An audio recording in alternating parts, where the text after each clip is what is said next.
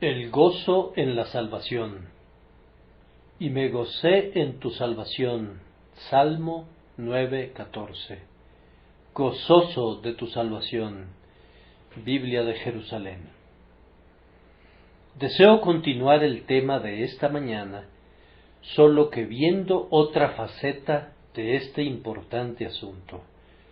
Como recordarán, en la mañana predicamos sobre estas palabras, vuestra salvación.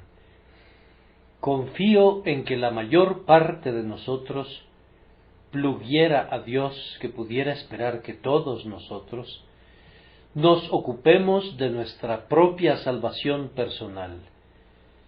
Para quienes lo hacen, este segundo texto será el complemento del primero. Esas personas desean que su propia salvación esté garantizada. Una vez que la obtienen, se convierte en su propia salvación. Pero aquí tenemos la guía que nos explica en qué consiste la verdadera salvación, lo que debe ser nuestra propia salvación. En otro sentido, no es nuestra, es de Dios, gozoso de tu salvación. Aunque se convierte en nuestra por un acto de fe, no lo es como para reclamar algún mérito o asignarnos una parte de la gloria a nosotros mismos. La única salvación que vale la pena que poseamos es la que proviene de Dios, gozoso de tu salvación. Habiendo explicado esta mañana con bastante detención lo que es la salvación, y habiendo mostrado que no es una mera liberación de la ira venidera, sino de la presente ira de Dios, y todavía más esencialmente del pecado y del poder del pecado dentro de nosotros, espero que no haya necesidad de que repitamos eso nuevamente, pero comenzaremos notando la cualidad especial contenida en el texto que hace hincapié en la salvación divina, gozoso de tu salvación. Entonces, vamos a considerar de inmediato lo siguiente. Una salvación divina. La salvación de la que ya hemos hablado nos viene de Dios y es la salvación de Dios en muchos sentidos. Fue suya en la planeación. Nadie, sino Él mismo, habría podido planearla. Él la diseñó en su infinita sabiduría. La salvación que es revelada en el Evangelio, en la persona de Jesucristo, es, en cada uno de los elementos de su arquitectura integral, el fruto de la habilidad divina.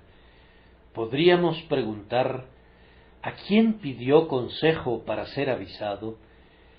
¿Quién le enseñó el camino del juicio o le enseñó ciencia?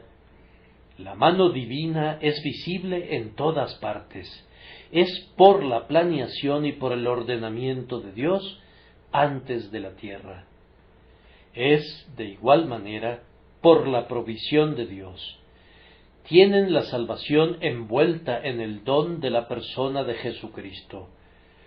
Todo radica en Cristo. Porque murió, nuestro pecado es quitado. Porque vive, nosotros también viviremos. Y Cristo es el puro don de Dios. Toda la salvación está en Él, y por tanto, toda la salvación es procurada por Dios. Es la salvación de Dios. Y además, Dios no solamente planea y procura, sino que también aplica la salvación. Yo creo en el libre albedrío, pero todavía no he conocido a ningún cristiano que fuera capaz de decir que vino a Cristo por su propio libre albedrío sin ser atraído por el Espíritu de Dios. Cualquiera que fuera nuestra perspectiva doctrinal, el hecho práctico es el mismo en cada caso. Todos los creyentes confiesan que son hechura de Dios, hechos nuevas criaturas en Cristo Jesús. Ninguno puede venir a mí si el Padre que me envió no le trajere. Hay una carencia de poder. No queréis venir a mí para que tengáis vida. Hay una carencia de voluntad y por tanto el Espíritu de Dios aplica la salvación que Dios ha planeado y que Dios ha provisto. Y así como la primera aplicación de esta salvación es ejecutada por Dios, sucede lo mismo a lo largo de todo el camino. Yo no creo, amados hermanos, que nuestra religión sea como la acción de un reloj al que una mano superior le dio cuerda y luego lo deja andando solo. No, el Espíritu Santo debe producir cada día en nosotros así el querer como el hacer por su buena voluntad. Y aunque ustedes y yo nos acercáramos hasta la mera puerta que es una perla, y oyésemos los cánticos de los bienaventurados al otro lado de esa puerta, seríamos incapaces de dar el último paso, y más bien regresaríamos a nuestro pecado e insensatez, con sólo que aquel que comenzó una buena obra en nosotros la descontinuara.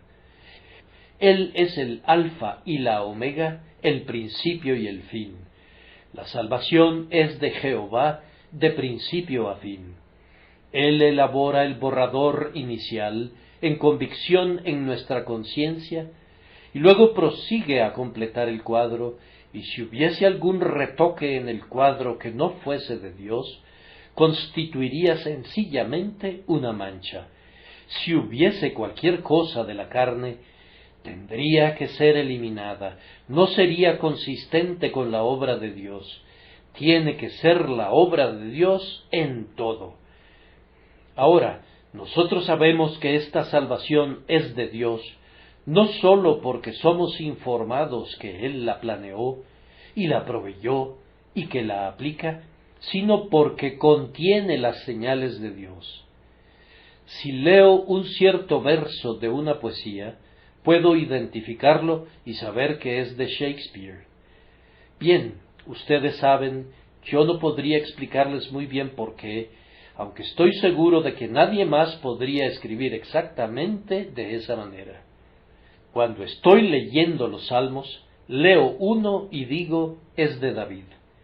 Sé que hay algunos críticos que dicen, no, este pertenece al período de la cautividad, pero yo estoy seguro de que no es así. ¿Por qué? Porque, ustedes saben, contiene un timbre davídico. Sólo el hijo de Isaí pudo decir esas cosas. Ahora, en la salvación hay señales de la autoría divina. Una vez vi un cuadro de Tiziano en Venecia, sobre el que se había escrito Fecit Tizian, pintado por Tiziano. Lo reclamó como suyo 2 veces, como para asegurarse de que nadie más lo hiciera. Y Dios ha expresado 3 veces que no debe haber ninguna duda de ningún tipo de que la salvación es de Dios y que Él ha de recibir la gloria por ello. Ahora, observen las señales de Dios, lo que podría llamar la marca de propiedad del Rey, insertas en la salvación. Está llena de misericordia. Hay salvación para el más negro de los pecadores, una salvación tan llena de gracia que únicamente Dios podría concebirla. ¿Qué Dios como tú que perdona la maldad? Pero esta salvación es igualmente compatible con la justicia, pues Dios nunca perdona absolutamente un pecado. Hay siempre un castigo por el pecado en cada caso. Jesucristo, el sustituto, interviene y satisface a la justicia antes de que se diga esta palabra al pecador: yo deshice tus rebeliones. En la salvación que Dios ha provisto en la cruz por la muerte de su amado Hijo, hay tanto justicia como hay misericordia, y hay un grado infinito de ambas. Ahora, esto es divino. El hombre, cuando saca a relucir una cualidad, provoca usualmente que alguna otra cualidad empalidezca con la primera, pero Dios exhibe su carácter en una integridad armoniosa, siendo tan misericordioso como si no fuese justo, y tan justo como si no fuese clemente. Por esta razón, en el Evangelio, vemos también a la sabiduría divina, sin importar lo que algunos pudieran decir acerca de la doctrina de la sustitución. Cristo sigue siendo el poder y la sabiduría de Dios.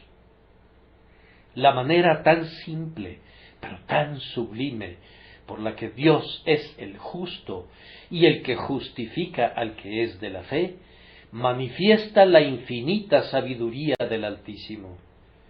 Pero no voy a entretenerlos mencionándoles todos los atributos divinos. Es cierto que todos resplandecen en el Evangelio. No podría decirse cuál de los atributos tiene mayor influencia, el poder, la sabiduría o la gracia. Todos ellos están presentes y comprueban que la salvación es de Dios. Y hay otro asunto más.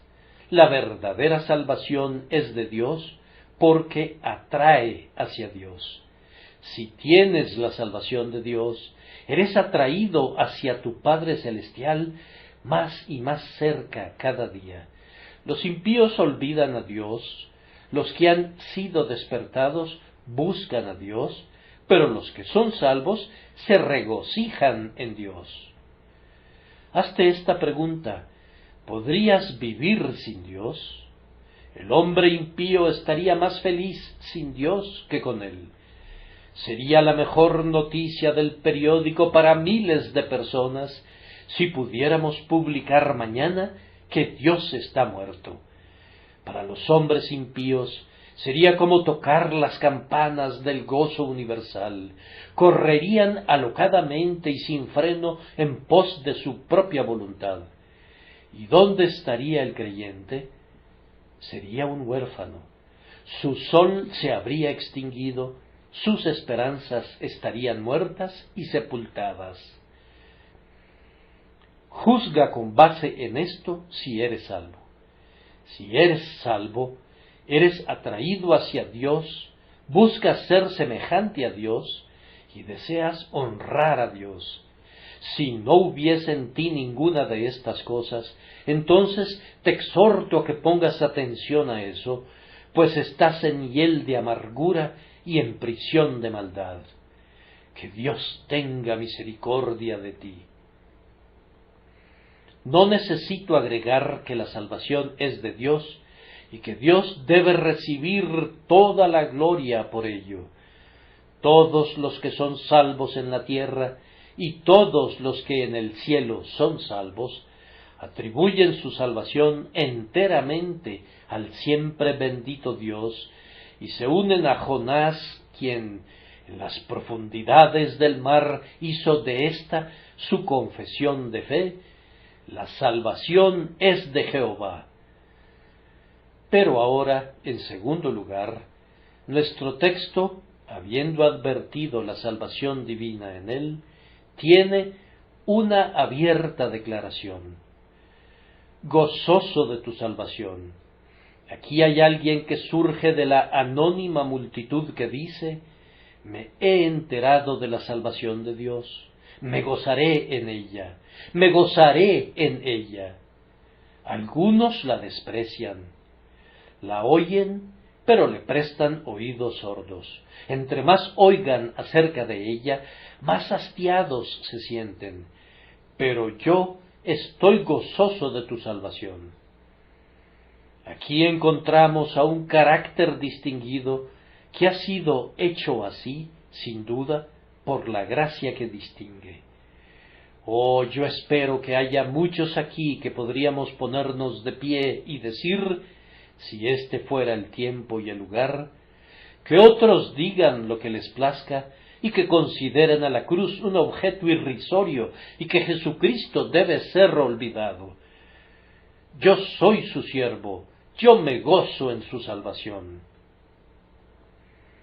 Hay algunas personas que confían en otra salvación. Todos hicimos eso alguna vez, pero quien habla en el texto desecha la justicia propia como un trapo de inmundicia. Hace todo a un lado y dice, gozoso de tu salvación. Si yo fuera justo, no diría eso.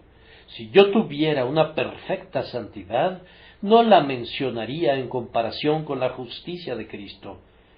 Pero siendo un pecador indigno, sin un solo mérito propio, no seré tan necio como para parchar una justicia ficticia, sino que he de regocijarme en tu salvación.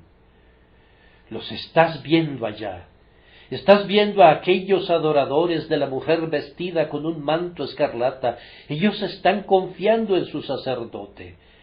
Se reviste de ornamentos de color azul, rosa, escarlata, blanco y no sé cuántas otras cosas más, y se rodea de todo tipo de juguetitos para agradar a los necios.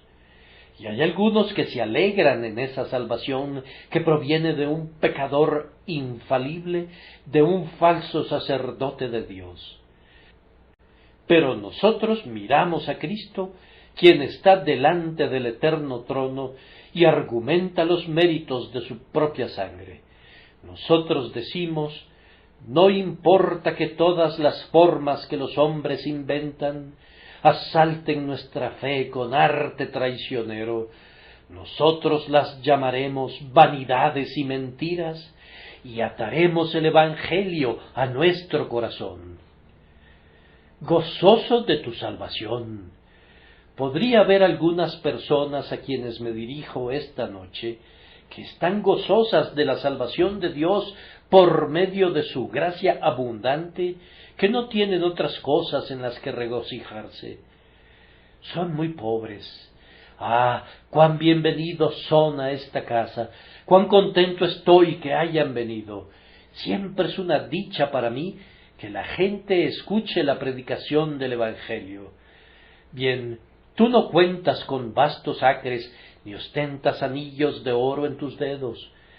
Vistes con el uniforme del duro trabajo. No te preocupes, hermano mío, aférrate a la vida eterna y di, me gozaré en tu salvación.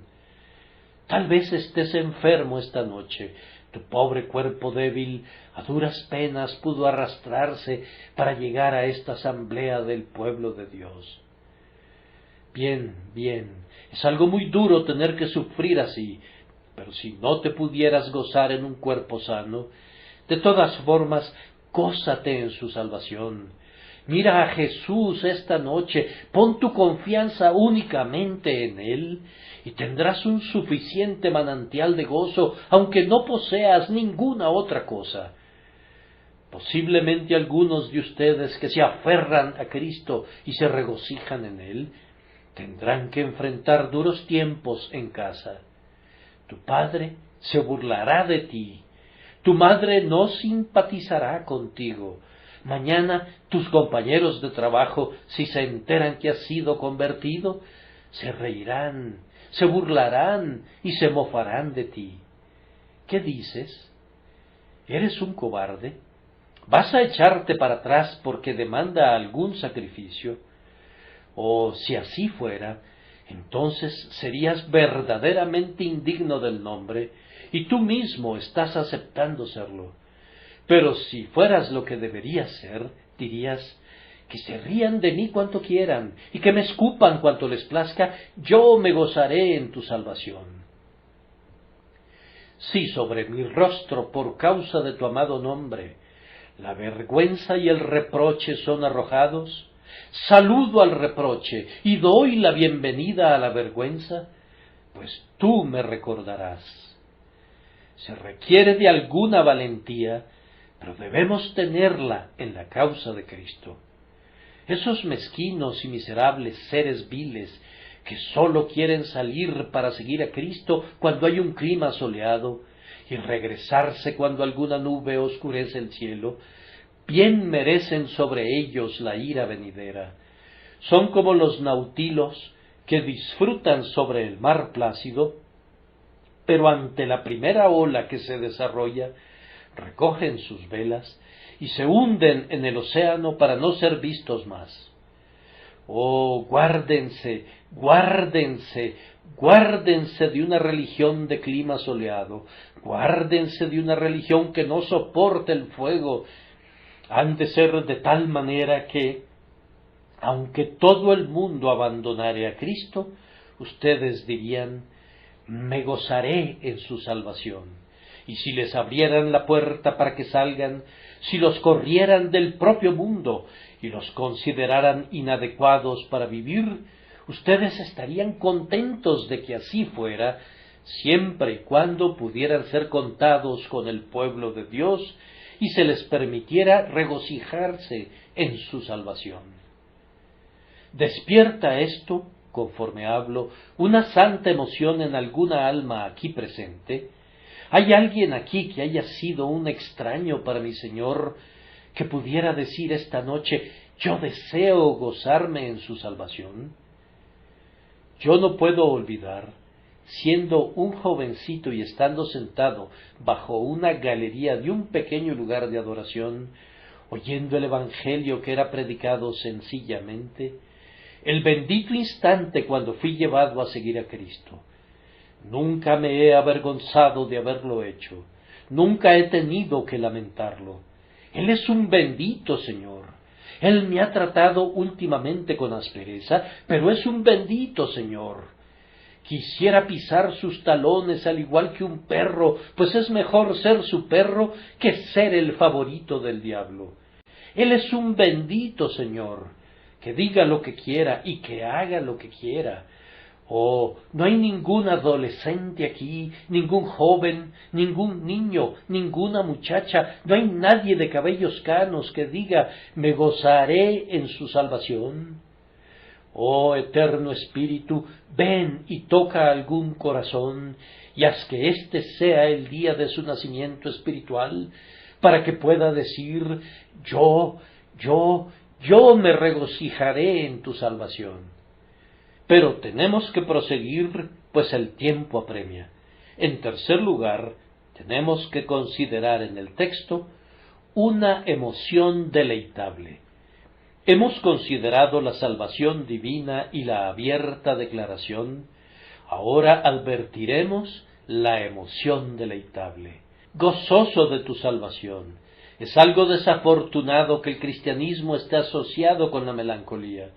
No pienso prohibir los anuncios públicos para esa boda, pues no son de un parentesco cercano, pero desearía que cada día fueran más espaciados. Ser cristiano es algo bueno para contrarrestar la melancolía. Es algo desafortunado que el cristiano se vuelva melancólico. Si hay alguien en el mundo que tiene un derecho a tener un rostro fulgurante y claro y un ojo refulgente, es el cristiano cuyos pecados le son perdonados, siendo salvado con la salvación de Dios. Sin embargo, para que un hombre se goce en la salvación de Dios, tiene que conocerla antes que nada. Tiene que haber una comprensión inteligente de lo que es.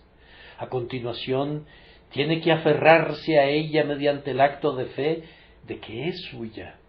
Luego, habiéndose aferrado a ella, tiene que estudiarla para saber el precio al que fue comprada y todas las cualidades divinas que se derivan de ella. Luego tiene que sujetarla firmemente y buscar extraerle su dulzura. ¿Qué hay en la salvación de Dios que debería hacer que nos regocijemos? Yo no sé qué seleccionar, pues todo es gozo y todo es regocijo. Basta para hacer que nuestro corazón resuene de gozo el pensar que haya una salvación para unas pobres almas como nosotros. Muy bien podríamos colgar afuera todos los pendones de nuestros espíritus y esparcir flores en las calles de nuestra alma, pues el Rey Jesús ha venido para morar allí. Toquen todas las campanas, denle un glorioso recibimiento. Toda el alma ha de ser dichosa cuando Jesús entra y trae la salvación con él, pues la salvación de Cristo es tan adecuada que haríamos bien en regocijarnos. Amado hermano, si eres salvo, Yo sé que la salvación de Cristo se adaptó a ti. Lo hizo conmigo con exactitud, fue hecha a propósito para mí. Estoy tan seguro de ella como si no hubiera otro pecador que deba ser salvado. Fue el Evangelio el que trajo poder al débil, es más, el que dio vida al que estaba muerto, trajo todo a quien no tenía nada. Es justo el tipo de Evangelio para un pecador sin un centavo y en bancarrota como yo. Nosotros nos regocijamos en la adecuación del Evangelio, nos regocijamos en su gratuidad. No tenemos que pagar nada, no hay un precio que pagar, ni de la promesa, ni de nada que hubiere sido nuestro. La salvación nos fue dada gratuitamente en Cristo Jesús. Entonces, regocijémonos en ella, o regocijémonos en la riqueza de esa salvación. Cuando el Señor perdonó nuestros pecados, no perdonó la mitad de ellos, dejando todavía algunos registrados en el libro, sino que con un trazo de la pluma entregó un recibo completo cubriendo todas nuestras deudas. Cuando descendimos a la fuente repleta de sangre y nos lavamos, no salimos de allí medio limpios, sino que no había ni mancha ni arrugas en nosotros. Quedamos blancos como nieve recién caída. Gloria a Dios por una salvación tan rica como esta. Y en aquel día no nos salvó Él con una salvación de tal vez y de quizás, que nos colocó en una roca diciendo, manténganse allí, tienen que depender de ustedes mismos, sino que este fue el pacto que hizo con nosotros, y les daré un corazón, y un espíritu nuevo pondré dentro de ellos. Fue una salvación completa que no permite un fracaso. La salvación que es dada al alma que cree es de esta manera: y yo les doy vida eterna, y no perecerán jamás, ni nadie las arrebatará de mi mano. Sino que el agua que yo le daré será en él una fuente de agua que salte para vida eterna. Yo creo que la perseverancia de los santos es la verdadera gema del Evangelio.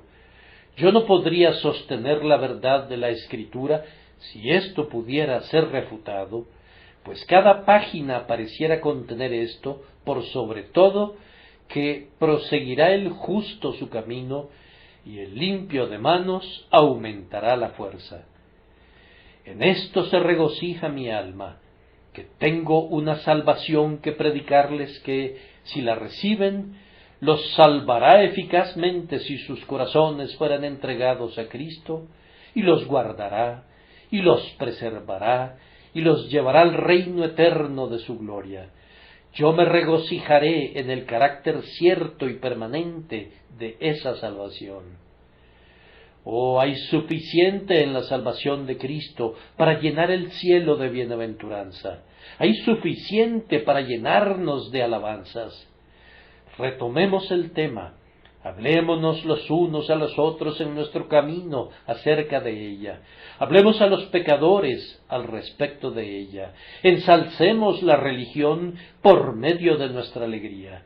Lejos esté de nosotros la liviandad, pero la felicidad ha de ser la esfera más dichosa en la que vivamos, aunque no tengamos otra cosa en la que regocijarnos, pues nos basta con eso. Sin importar cuáles fueren nuestra condición y nuestros prospectos, podemos regocijarnos en la salvación de Dios, y no dejemos de estar llenos de esta emoción sumamente bienaventurada. Y ahora debo concluir. El texto contiene una palabra del futuro que no debemos pasar por alto. Aquí hay un jubiloso evangelio: y me goce en tu salvación. Podrían leerlo así: me regocijaré, o me voy a regocijar, y sería perfectamente correcto. El hebreo no tiene tiempo presente, pareciera haber renunciado a todos los tiempos, como Dios mismo, que era, es y será. Me regocijaré en tu salvación. Ahora tenemos aquí una esperanza bendita. Podríamos vivir hasta llegar a ser viejos, pero no nos cansaríamos nunca de Cristo. Si somos su pueblo, nunca tendremos una causa para apartarnos de Él. Gozosos de tu salvación. Pudiera pedir que suba a esta plataforma un anciano hermano, a quien todos ustedes reconocerían, que tiene debilidades y la edad lo consume, pero no hay un alma más feliz en esta casa que él.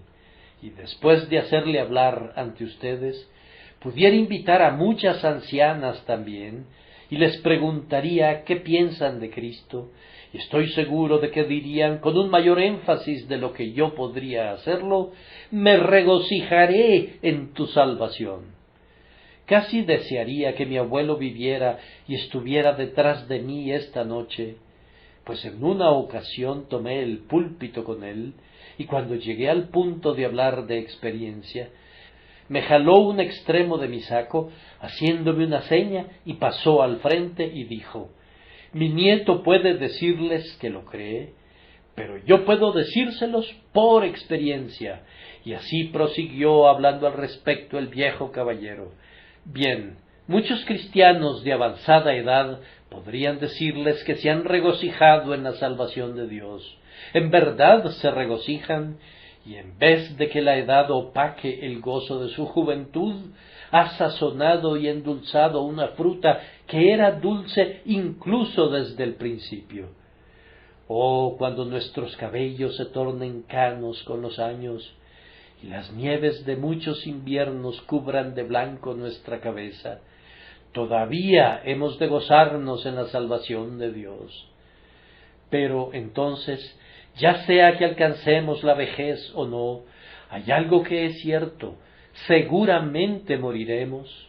Y cuando muramos, ¿qué haremos? Sé en qué estás pensando.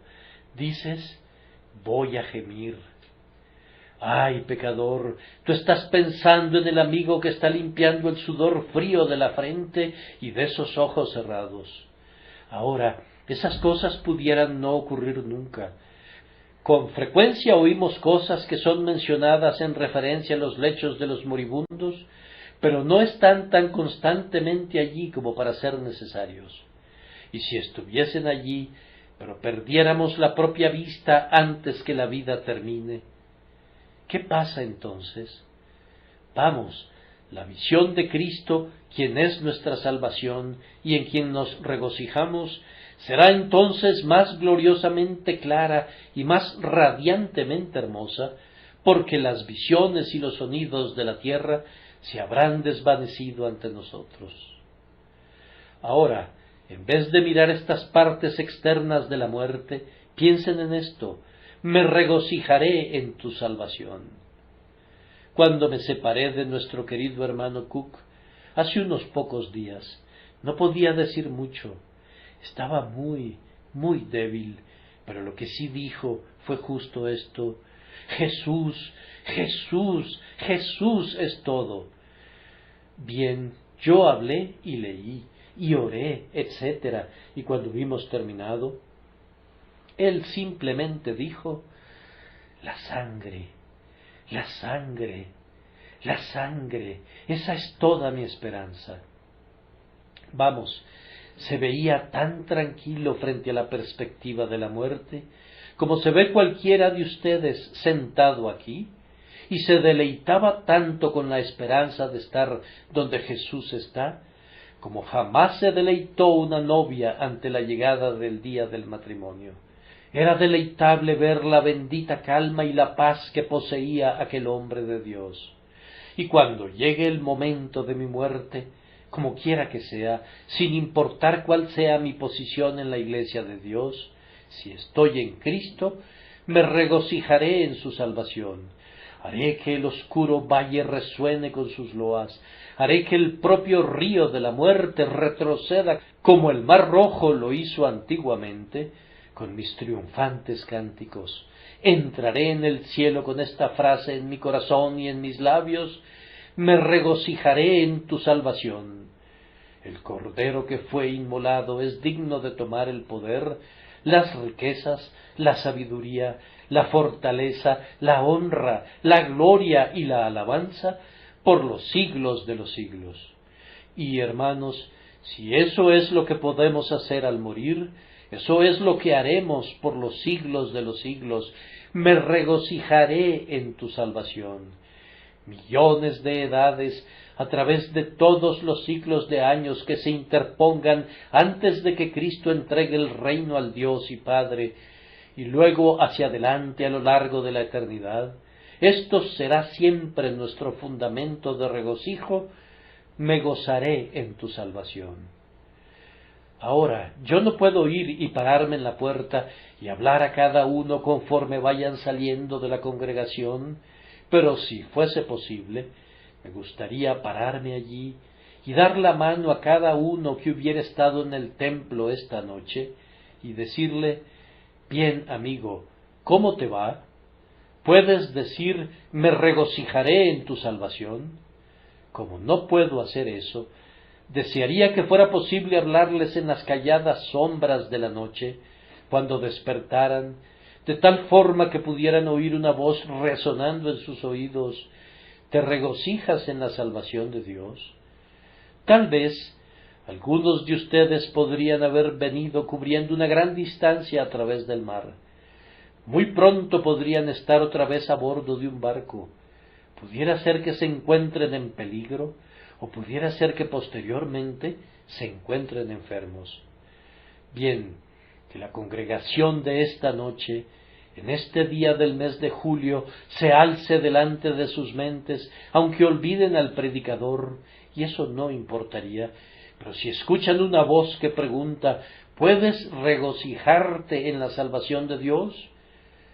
Yo espero que, aunque sea dentro de 20 años, que pueda ser entonces como la voz de Dios para tu alma y te lleve al Salvador. Pero sería muchísimo mejor si vinieras a Él esta noche, y podrías hacerlo. Que el Espíritu de Dios te traiga. Todo aquel que crea en el Señor Jesucristo tiene vida eterna. El Evangelio entero está envuelto en el mensaje de Cristo que Él ha enviado por medio de sus apóstoles. El que creyere y fuere bautizado será salvo. Para cada uno de ustedes esta es la palabra: cree en el Señor Jesucristo y serás salvo, tú y tu casa. Que Dios añada su propia bendición por Cristo nuestro Señor. Amén.